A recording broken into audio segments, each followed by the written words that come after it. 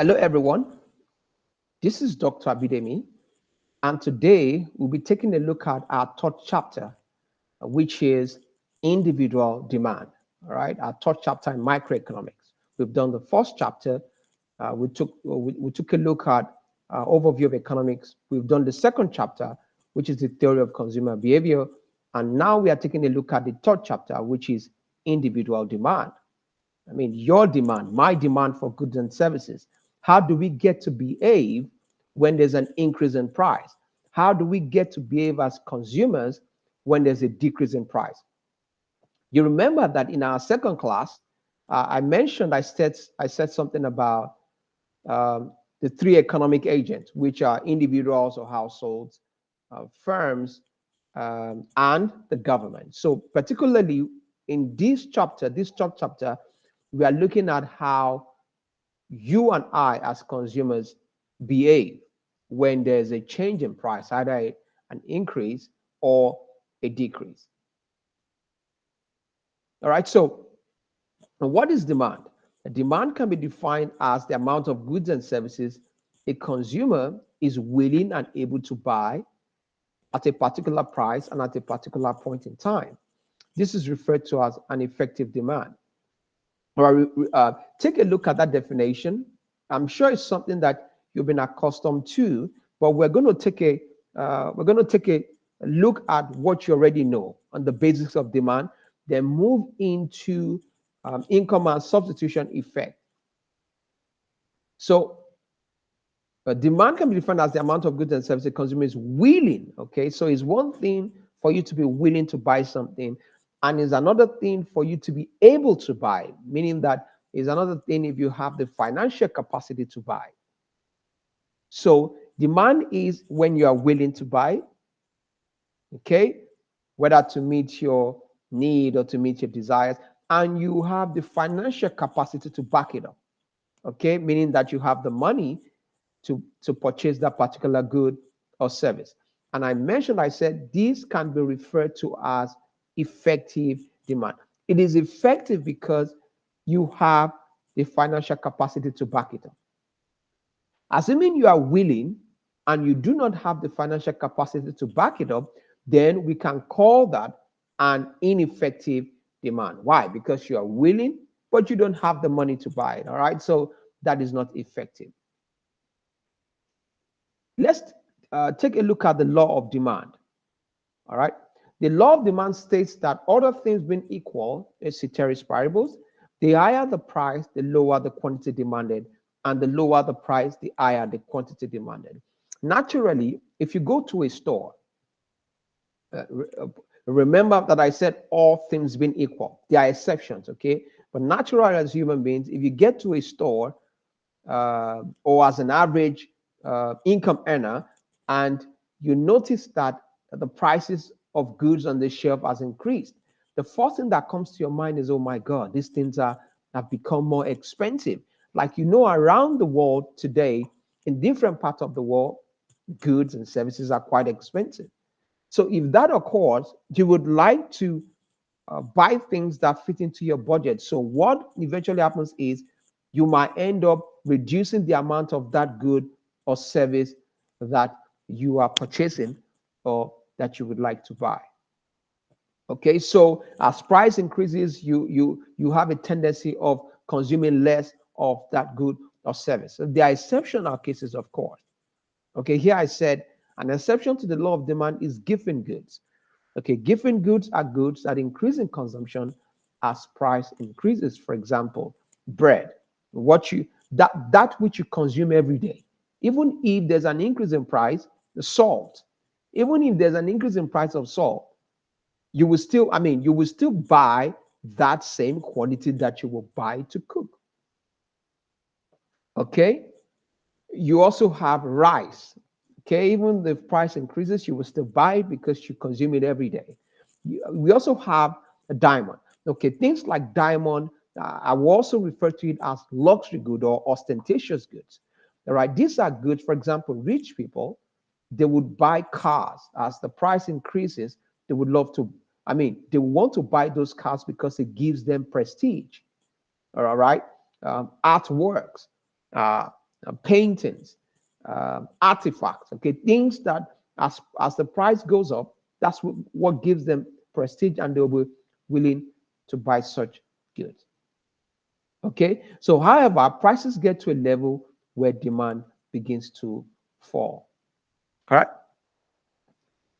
let's go on. So that is clear. You know what demand is. You have the willing and the financial capacity to buy the good or service. You know the law of demand, all things being equal, or ceteris paribus, or for all factors remaining constant, as price of a good increases, you have a tendency to buy uh, a lower amount of that good or service. And I mentioned that there are exceptions, of course. You have given it. As price increases, you consume more of that good. All right. However, prices get to a level where demand begins to fall. Not necessarily, okay? Not necessarily. Because if you look at artworks, the more expensive it is, the more people would buy. Okay. So demand schedule. The demand schedule is a table that shows the relationship between the price of a good and the quantity demanded. It shows how much of a good a consumer buys as price changes. Okay, these are straightforward. You know, let's go to demand curve, which we would explain. The demand curve, we would take a look at it from, further take a look at it from changes in quantity demanded and changes in demand. A graph that shows the relationship between the price of a good and the quantity demanded. A demand curve is downward sloping, and it shows a negative or an inverse relationship between price and quantity. So you remember that I mentioned the law of demand. The increase in price, the lower the quantity demanded, and the decrease in price, the higher the quantity demanded. Okay, that is made evident in that can be shown or graphically shown or known as a demand curve, and that has a negative relationship or an inverse relationship. Now, there are so many factors that can affect you and I consuming a particular good. There are so many factors that can affect that. All right. If what determines you buying a good is the price of that good, okay, listen very closely. If what determines you buying a good is the price of that good, then we can say that is changes in quantity demanded. If what determines you buying a good or purchasing or buying a service is the price of that good or service, then we can say, or we can refer to that as changes in quantity demanded. Okay, so see here, it says it is only affected by the price of the product. It is only affected by the price of the product, with all other factors remaining constant. So we put with all other factors do not change.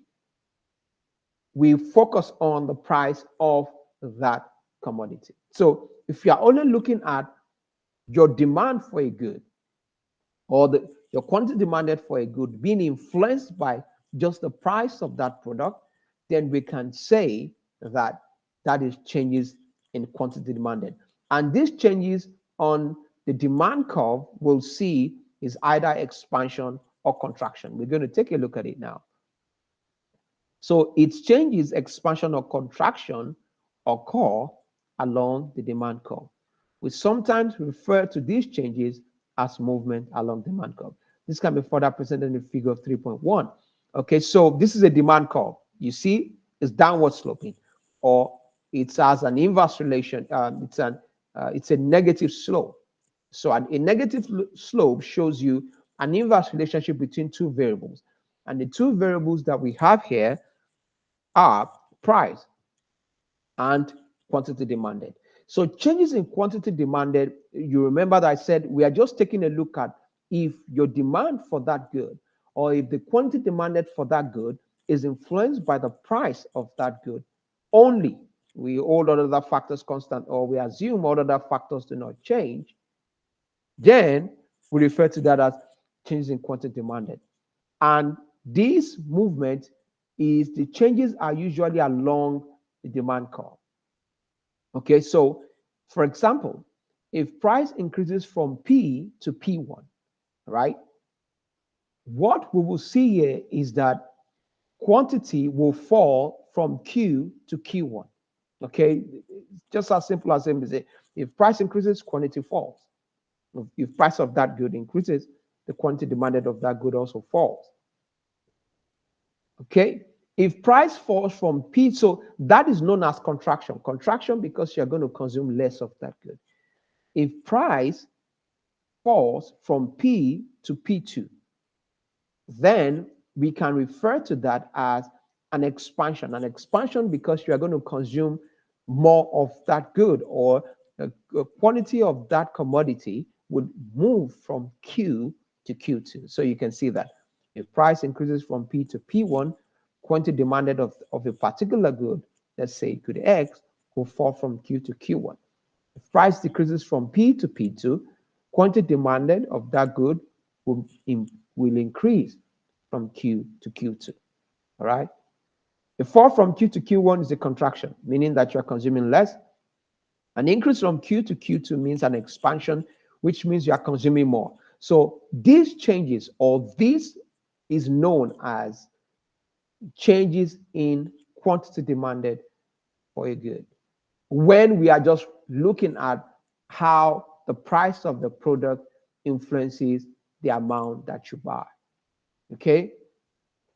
Now, let's take a look at changes in demand. So you see changes in quantity demanded or movement along demand curve. So the changes are usually along the demand curve, which we explained as contraction and expansion.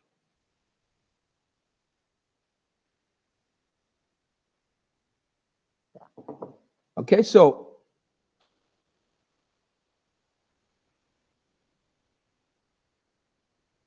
let's take a look at changes in demand. For changes in demand, we keep the factor, the price of the product. We keep it constant. We assume that the price of the product does not change. And we take a look at other factors that can influence you to consume a good or a service. So we keep the price of the product, let's say good X, we keep the price constant, or we assume it doesn't change. And we take a look at what are some of the other factors that can influence you to consume a good or a service. For example, if the price of a substitute good falls, so you have good X and you have good Y, and the price of good X falls, of course, you will consume more of good X, which means that good X, the graph of good X, or the demand curve for good X, will shift to the right. So changes in demand show a shift in demand, either to the left, a decrease, or to the right, an increase. These changes are caused by other factors, while the price of the product remains constant. This is further presented in figure 3.2. These factors that can cause a change in demand include, we'll take a look at that.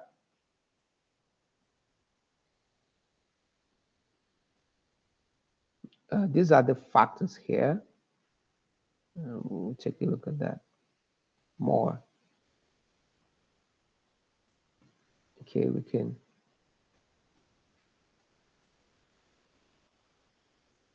take a look at these factors.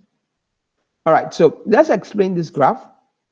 All right, so changes in demand, you see price of the product, you see it's constant, or we assume it doesn't change, while we'll take a look at other factors that can influence you to consume a particular product. All right, here you could see demand curve shift to the right. If you are consuming more of, for example, good X, demand curve shift to the left if you are consuming more, lesser of good X. And there are so many factors that can make you consume more of a good or less of a good. For example, we take a look at price of other goods, prices of other goods. And those other goods can be complements or they can be substitutes. Okay, the prices of other goods, those other goods can be complements or they can be substitutes. Okay, we can look at taste and fashion. We can take a look at a population. We can take a look at the weather, okay? All right, so, or seasonal goods. Let me see. Income, taste of a consumer expectation, size and structure of the population. All right. So let's take a look at the demand function. So the demand function, this is clear. Okay, changes in quantity demanded affected by, we take a look at how the price of the product influences that amount that you buy. Changes in demand, demand curve shifts to the right or to the left. The price of the product, for example, good X remains constant, and we take a look at all other factors contributes to you consuming that particular commodity. But change in quantity demanded, it changes out always along the demand curve. We usually refer to it as movement along the demand curve. Here, the movement is either to the right or to the left. Okay, so what are some of the factors which I've mentioned that can cause a change in demand or changes in demand? Okay, or factors that can make you consume it. In general, what are some of the factors that can make you consume a good? So we can take a look at that from the concept of demand function. The demand function shows the mathematical relationship or functional relationship, okay? Mathematical relationship or functional relationship between the quantity demanded of a product and the factors affecting it, okay? So in an equation or in a function, you could see that here you have quantity demanded of good X as a function. So I said, mathematical relationship or functional relationship. Functional relationship, right? So quantity demanded of good X is influenced by, as a function of price of good X, which we saw as changes in quantity demanded, price of all the goods, income, taste of fashion, consumer expectation, and population, structure and size of the population. So if we are taking a look at this alone, that is changes in quantity demanded. If we are taking a look at this and this, that's changes in demand, while this remains constant, okay? But for change in quantity demanded, we take a look at this and this, all these factors, this ones remains constant. All right? So we mentioned this already, price of good X. Changes in price of a good reflect along the demand curve. We already mentioned that. A price of Y, which is all the goods, okay? And I mentioned that they can be substitutes or they can be complements. The substitute goods are goods that can replace another, okay? Doors, an increase in the price of one will lead to an increase in the demand for the other, and vice versa. For example, Nike and Adidas. If you increase the price of Nike, you will go and consume more of Adidas. For example, if good X is Nike, for example, and you decrease or you increase the price of Adidas. Okay, so if good X is Nike in our graph and you increase the price of Adidas, where do you think the graph of good X will shift to? The graph of good X will shift to the right. Why? Because Nike and Adidas are substitute. You have increased the price of good Y, and so you will purchase more of Nike, which is good X, which are substitute. We also have Samsung and iPhone. All right, those are substitute goods because these are some of the factors that can make you consume more of good X, more or less of good X, depending on with the price, the increase, depending on the price change. What about complementary goods? Complementary goods are goods that are used together. Okay, you use them together. If goods goods that are used together simply means, for example, a table and a chair, car, and fuel, a toothpaste, toothbrush. An increase in price of a complement would lead to a decrease in quantity of um, of the other complement. An increase in price. For example, if the price of fuel is high, well, when we will say fuel is good Y and car is good X. If the price of fuel or gas, which you put in your car, or the price at which you charge your car, if it becomes very expensive, what do you think is going to happen? Are you going to buy more of cars? Of course, no. In fact, you won't even mind switching to a scooter. So, for complements, an increase in price of one of them will lead to a decrease in the demand for the others. You see here, it says this means an increase in price of one will lead to a decline in demand for the other and vice versa. Whereas if fuel becomes cheap, very cheap, people might be willing to buy more cars. Okay, you see here it says, for example, car and fuel, toothpaste and toothbrush. So what about income? And this is a very important part in your ability or your financial capacity or your strength to be able to purchase a good or a service. If you don't have money, you might not be able to buy it because the government can meet your need through its activities, but you need money to buy anything, irrespective of the type of good. So income is a major determinant if you are buying a good or a service. If you go to a store, aside the price of the product, you want to check, do I have enough money in my pocket? So as income increases, it can have two effects on two types of goods, namely inferior goods and normal goods. Inferior goods are goods that as income increases, you consume less. And inferior goods depend on individuals, okay? What is inferior to someone is a source of livelihood to another. However, normal goods are goods that an increases in consumption as income increases, okay? You purchase more of it as your income increases. Okay, what is normal to you, okay, might be inferior to someone else. Okay, now what is inferior to you might be normal to someone else. So there's not a clear cut to say, oh, this must be normal, this must be inferior, because we are different stages of our lives. So what is inferior to someone is normal to someone. But in fact, what is luxury to you might be normal to someone else. You get it? All right. So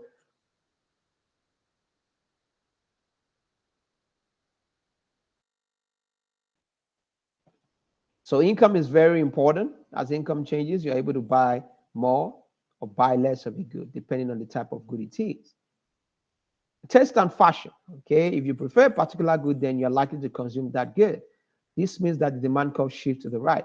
Okay, if you have a taste for something, if you have a taste for a particular design, you love the concept, you love the way the designs are made, of course, you will prefer it to other types of good, and so your demand curve will shift to the right.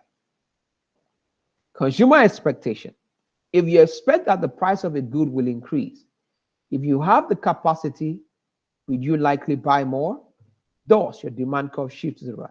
On the other hand, if you expect the price of a good to fall, you will wait until the price falls before you buy additional units of that good.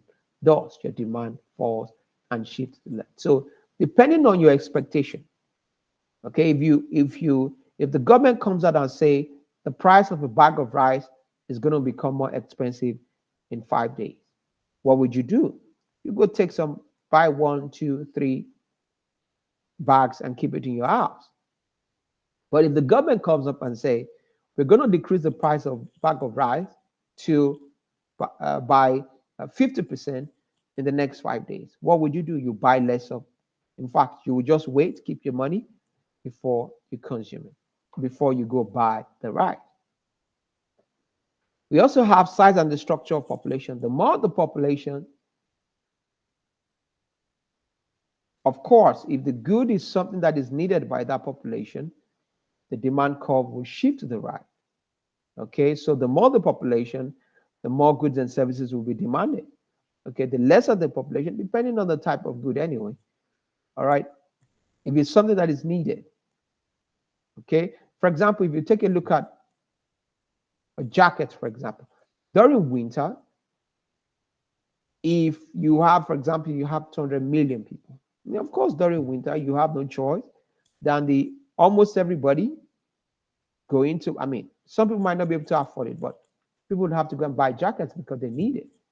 So for a country who has a larger population size, they will buy more jackets. But the countries who have lesser population size, they will buy less of jackets. Okay. All right. So you get that. So what are some of the factors that can affect um, the amount of goods that you buy? Okay. We can have the price of product, which you refer to as changes in quantity demanded, while other factors remain constant. You can also have price of other products with complement or substitute. You have taste and fashion. You have, I didn't put weather here. So depending on weather or season, okay, more of a good is demanded or less of it. You have consumer expectation. You have size and structure of population. You have income. Okay, so further, we are going to take a look at income and price because those are two major factors that determines largely what you buy. Okay, so we're going to take a look at them from the angle of, much later, from the angle of income and substitution effect, and graphically explain what will happen. Okay, so you have a class exercise here. So show if the demand curve shifts to the right or to the left. A rise in price of Y where X and Y are substitutes. So here we could say X, we could take a look at what the graph you are drawing is the graph of X. So a rise in the price of Y will shift the demand curve of X to the right. Yeah, because there's a rise in the price of Y, which are substitutes, so you buy more of good X. So the graphs you're drawing is the graph of good X. Okay, so a change of taste and fashion in favor of X. Okay, so this is quite easy. You draw the graph, whether it's shifting to the right or shifting to the left. Okay, so now let's take a look. So we are going to further break down changes in prices and changes in income. All right. So let's take a look at changes in income. As a person's total income rises, assuming prices do not change, we might expect the quantity of each good to increase. Okay, this can be seen in figure 3.3. This is the case for normal goods. We mentioned normal goods. As income increases, you consume more of it. We've mentioned inferior goods. As income increases, you consume less of it. And I've mentioned that what is inferior to you is normal to someone else. Okay, and what is normal to someone else is inferior to someone else. All right, so we might, this can be seen in figure 3.3. This is the case for normal goods. The point at which the indifference curve is tangent to the budget line or constraint is known as the optimization point. Yeah, so we've dealt with indifference curve. You remember that. We've done indifference curves and budget line when we talked about utility, ordinal utility in the theory of consumer behavior. And we said, I don't know if I mentioned it, but one of the points, how do you know a consumer is satisfied? The point at which is most satisfied, the point at which the consumer has the ultimate satisfaction is where the indifference curve is tangent to the budget line. And this is it. So at the first indifference curve and budget line, point A, is where the consumer is most satisfied.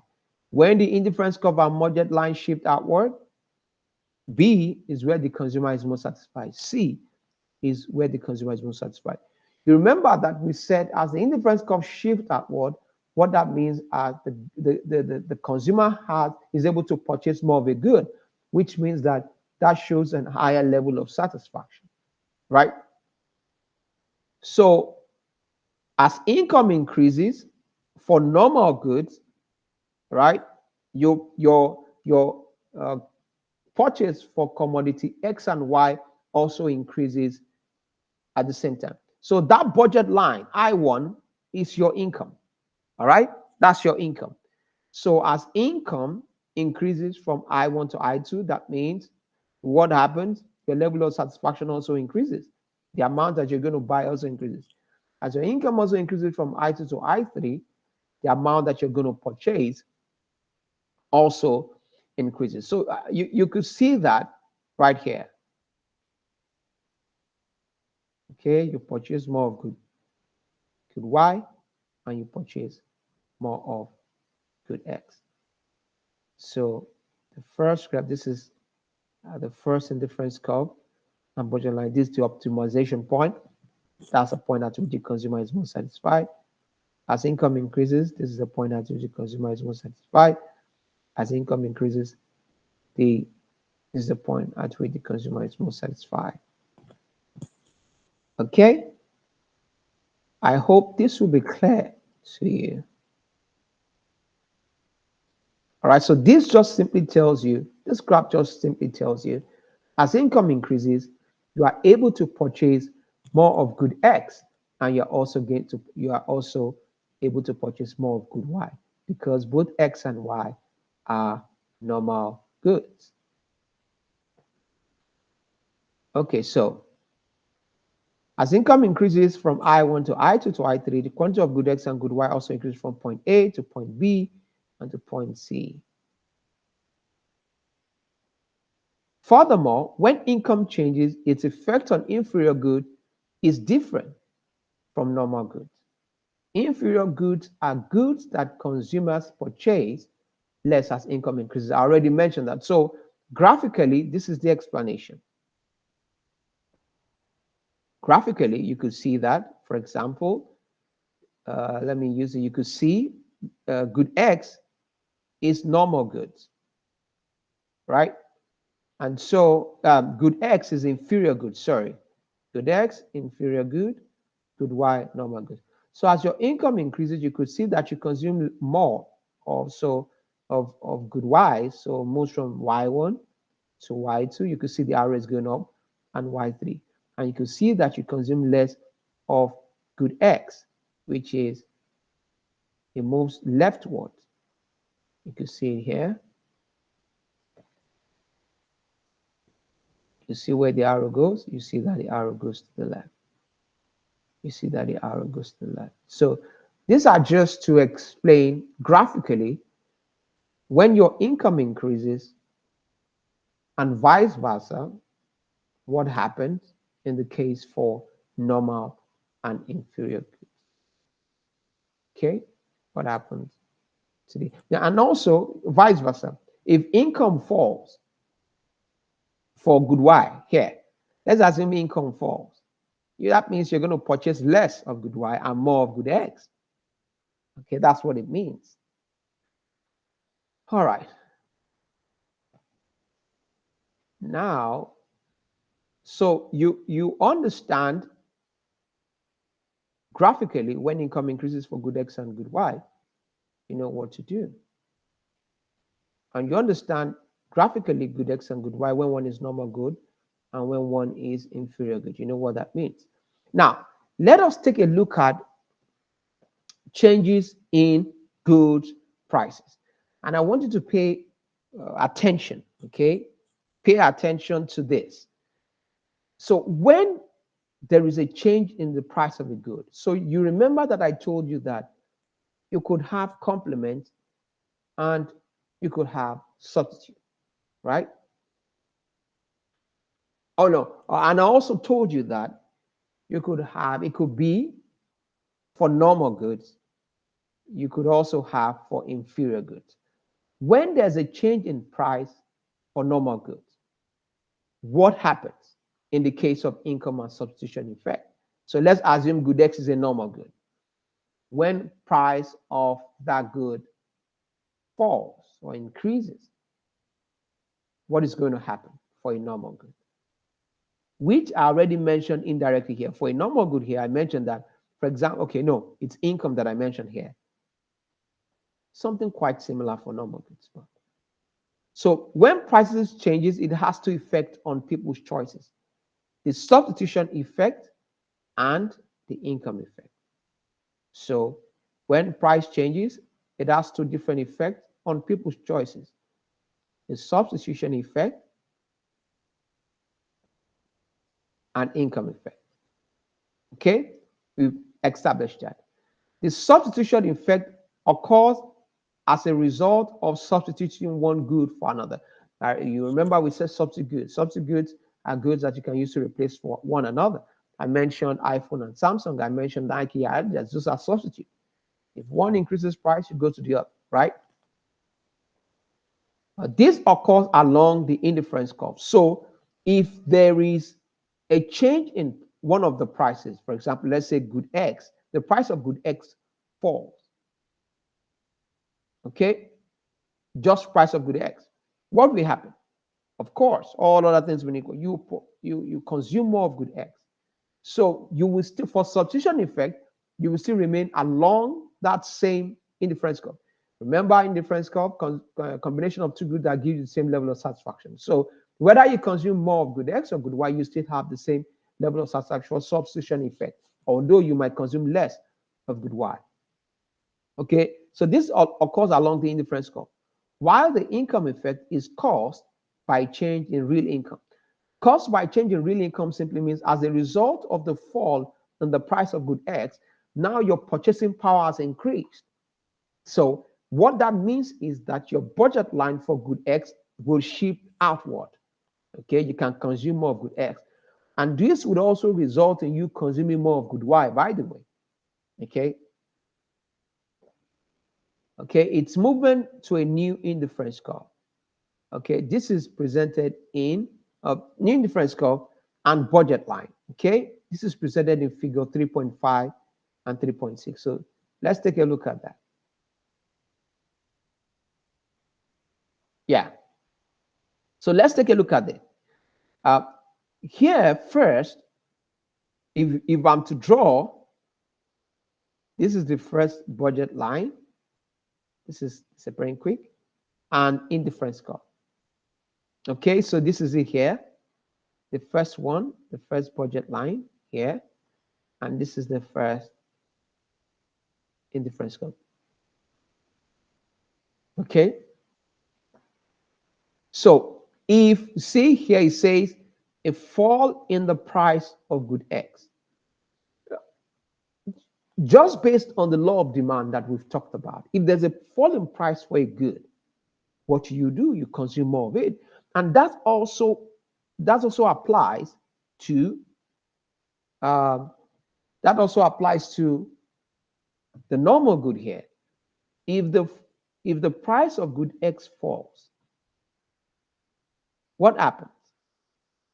Because you consume more of good X. So what happens is X1 will move to X2, right? And Y1 will fall to Y2. You consume more Y, less of Y, you consume less of Y, and consume more of good X. You remember that I said the substitution effect moves along the indifference curve, okay? So what that means is that you are substituting one good for another, an amount. Maybe you have to let go of 2 to purchase more of 2 of Y, good Y to purchase, depending on the amount, 1 unit, 2 units, and 3 units of good X, right? So that change from A to B is the substitution effect. What that means is that you are substituting good Y for good X. You are purchasing less of good Y to consume more of good X because there is a fall in the price of good X. Okay? What about income effect? So when there's a fall in price, first of all, you are able to buy more. You are able to substitute Y for X.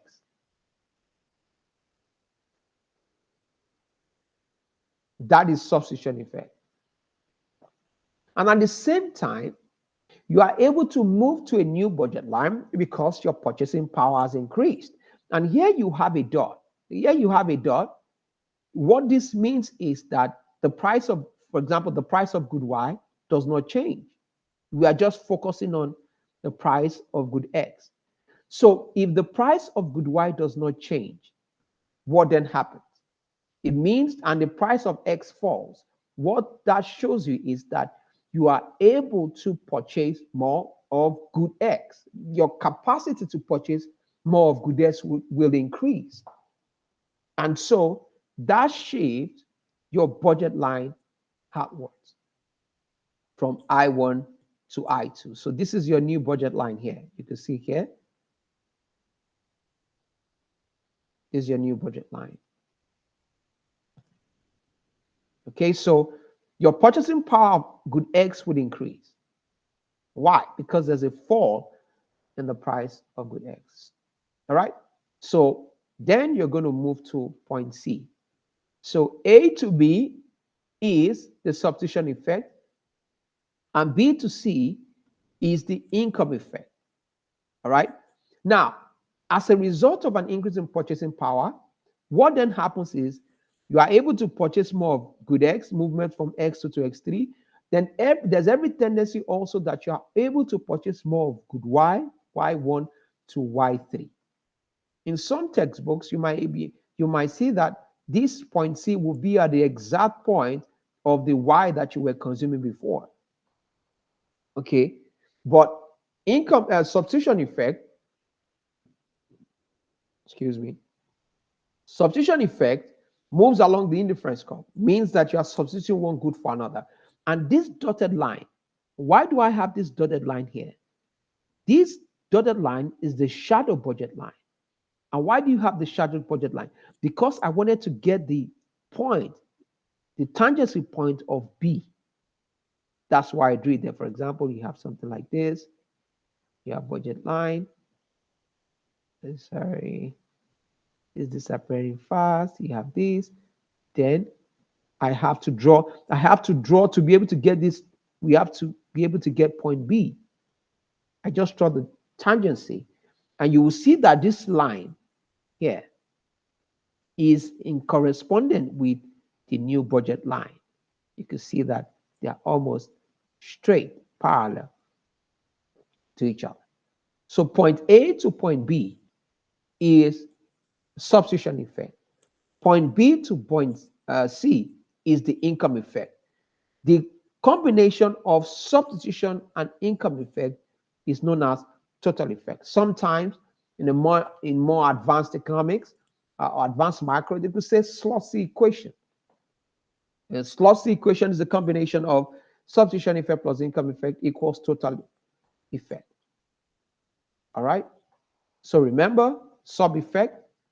This is in the case for a normal good. All right. You're going to consume less of good Y and more of good X.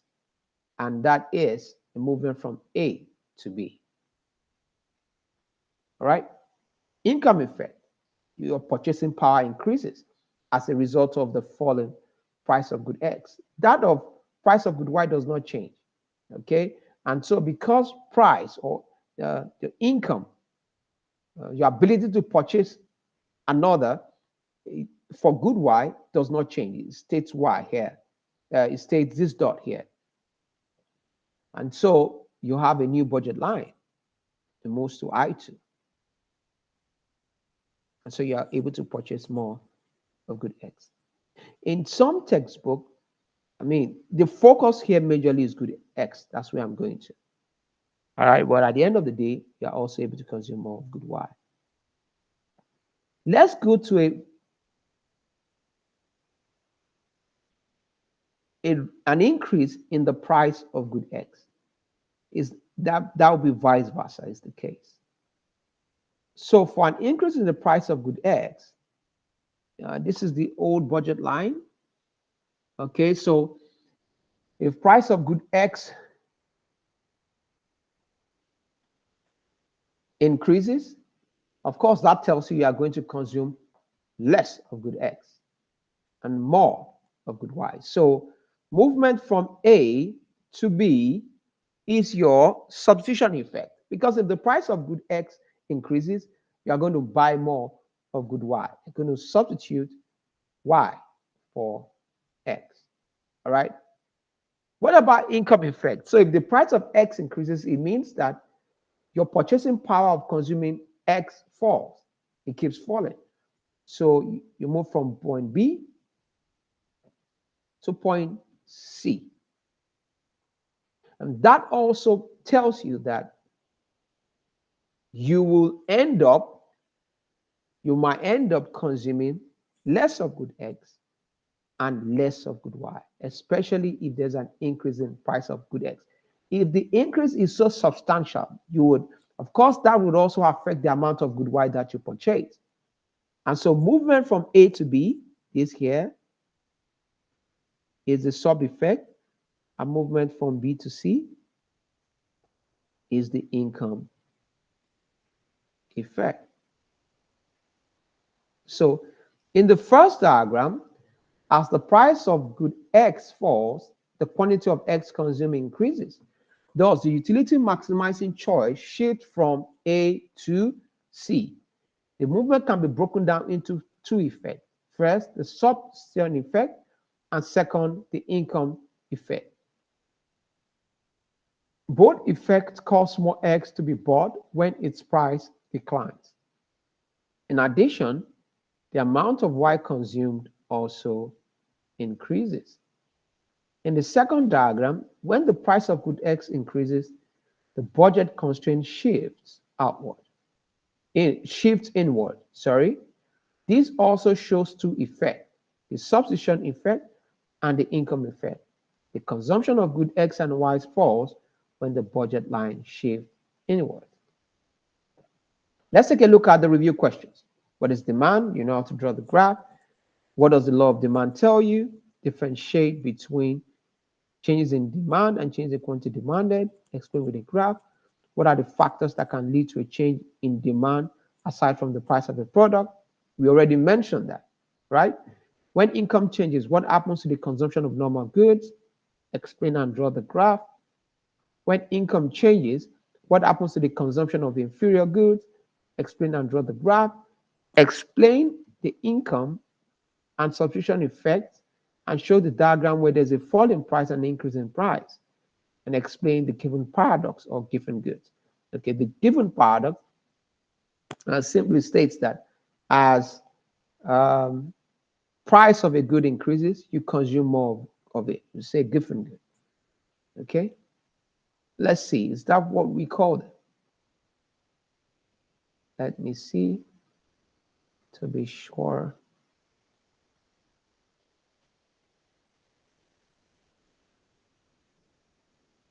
Yeah, given goods are good, an increase in consumption as price increases. Yes, you're right.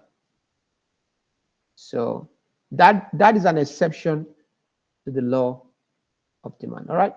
So, and these are references you can read further right here. So I hope you've been able to learn one or two things. If you have any questions, okay, as regards any of these concepts, whether the graph for income and substitution effect for normal goods, for that of inferior goods, I will do that in a much later video, in another video, all right, for inferior good. What happens if the price of a good falls or increases for inferior goods? We've done the one for normal goods, all right? Until I see you next in the next class, I remain your teacher, Dr. Abidemi. Have a wonderful day. Bye.